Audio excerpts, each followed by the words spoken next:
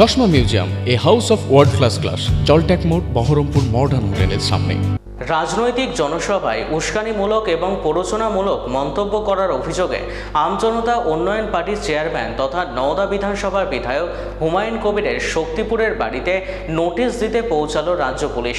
মুখ্যমন্ত্রী শুভেন্দু অধিকারীর কড়া বার্তার পর এবং বিধানসভায় এই নিয়ে চাপ বাড়াতে মঙ্গলবার সকাল 11টা নাগাদ পুলিশ তার বাড়িতে হানা দেয়। তবে পুলিশ যখন তার বাড়িতে পৌঁছায় তখন হুমায়ুন কবির তার বাড়িতে ছিলেন না বলে জানা যায়।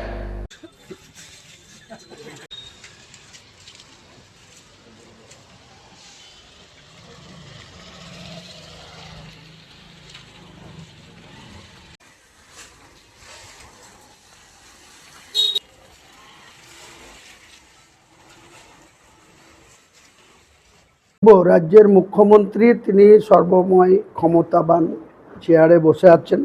তিনি তো নিজেই দাম্ভিকতার সাথে বলেছেন যে আমি মমতা ব্যানার্জি নাকি দুর্বল মুখ্যমন্ত্রী ছিল, যে দুর্বল মুখ্যমন্ত্রী তিনাকে 4.5 বছরে কোনো মিটিং মিছিল করতে দেয়নি, তার জন্য তাকে হাইকোর্টে যেতে হয়েছে। তিনি নিজেই বলেছেন 101টা মিটিং করতে গিয়ে 101 বার তাকে হাইকোর্টের পারমিশন নিয়ে করতে হয়েছে।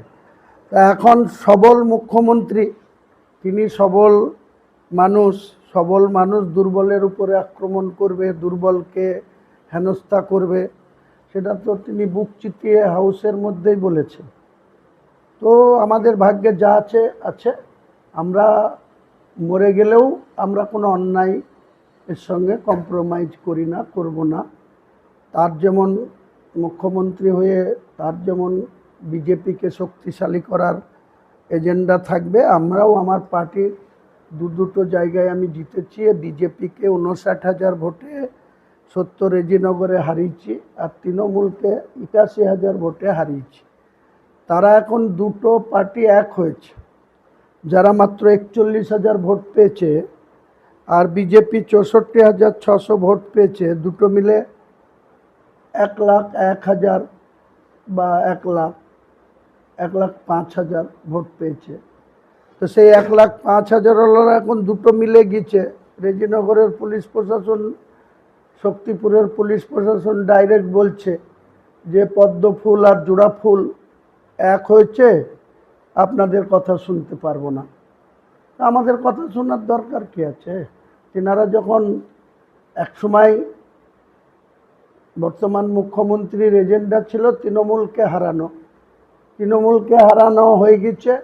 এখন তিনি মুর্শিদাবাদ জেলায় জিরো টলারেটের কথা বলছেন, সেটা ডায়মন্ড হারবারে খাটছে। সেটা উত্তর 24 পরগনা, দক্ষিণ 24 পরগনা, 2 মেদিনীপুর, 2 বর্ধমান, কলকাতা, নদিয়া অবধি জিরো টলারেটের কার্যকারিতা দেখা যাচ্ছে। কিন্তু মুর্শিদাবাদে এসে আর জিরো টলারেট থাকছে না। এখানে যারা উচ্ছৃঙ্খল করতো, যারা পুলিশ নিয়ে ক্ষমতা দেখাতো, যারা লুট করতো, যারা মাটি কাটতো, শক্তিপুরের ওসি অতনু দাস ফেব্রুয়ারি মাস থেকে মার্চ মাস পুরো 2 মাসে মাটি কেটে, একটা ওসি যে আইন শৃঙ্খলা দেখার যার ডিউটি, সেই আইন শৃঙ্খলা দেখা বাদ দিয়ে তিনি নির্বিচারে মাটি কেটে ট্র্যাক্টরে করে 70 লাখ টাকার মাটি বিক্রি করেছে। বেলারও জানে না, কোনো রয়্যালিটি জমা নাই।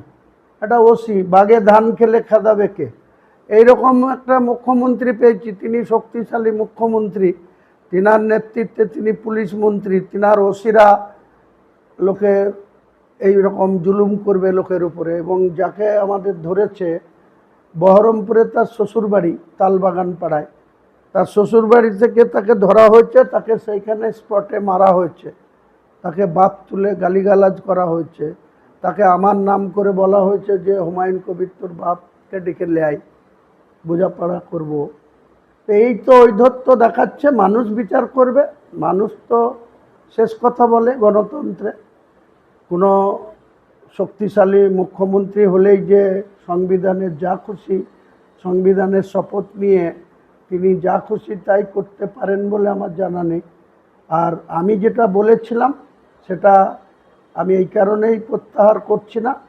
তার 2 দিন আগে আমাকে রেজিনগরে বিজেপির জেলা সভাপতি, ওখানকার তৃণমূলের গুন্ডা মদখোর, হিরোইনখোর, গাঁজাখোর তাদেরকে ডেকে নিয়ে গিয়ে যেখানে মসজিদ হচ্ছে সেই মসজিদের ঠিক অপোজিটে সেখানে তাদেরকে সঙ্গে নিয়ে যে ধরনের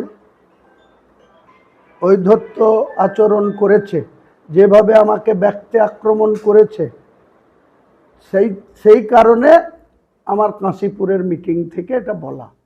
তো আমার এটা বলা ভুল হয়েছে, যে এটুকু আমি মানছি যে আমি মুসলমানদের নিয়ে নামবো বলেছি, তো মুসলমান নিয়ে বলাটা প্রত্যাহার করছি, কিন্তু আমি আম জনতা উন্নয়ন পার্টির 2 লক্ষর উপর ভোট পেয়েছি আমি একা, 2টো সিটে। আর আমার বেলডাঙ্গার প্রার্থী সেও 47,000 ভোট পেয়েছে, হরিয়ারপাড়ার প্রার্থী সেও 68,000 ভোট পেয়েছে। আগামী দিনে আমরা এমনি এমনি কারো দয়াতে এই ভোট পাইনি। রেজিনগর, নওদা, বেলডাঙ্গা, হরিয়ারপাড়ার মানুষের সমর্থনে আমাদের প্রার্থীরা বা আমরা 2টো সিটে জিতেছি, বাকিরা কেউ 5,000 কেউ 10,000 ভোটে হেরেছে। তো আগামী দিনে আমরা রাজনীতি করতে গিয়ে যদি আমাদেরকে দমন নীতি নিয়ে যদি যে তৃণমূলকে খারাপ বলছিল বিজেপি, সেই তৃণমূলকে মুর্শিদাবাদে এখন বকলমে এনডিএর হাত শক্তিশালী করতে আবু তাহের খান, খলিলুর রহমানরা আর ইউসুফ পাঠানরা বিজেপির কেন্দ্রীয় নেতৃত্বের বাড়ি গিয়ে মিটিং করছে, তা আমাকে সাপোর্ট দেবে?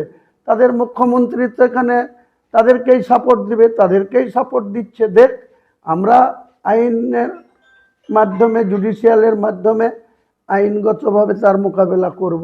লোক দিয়েছে, 3 তারিখে ডেকেছে শক্তিপুর থানা, 4 তারিখে ডেকেছে রেজিনগর থানা। 3 তারিখ আসতে দিন, আজকে তো 30 তারিখ, 3 তারিখ আসুক, তখন কি করব তার প্রশ্নের উত্তর দেব।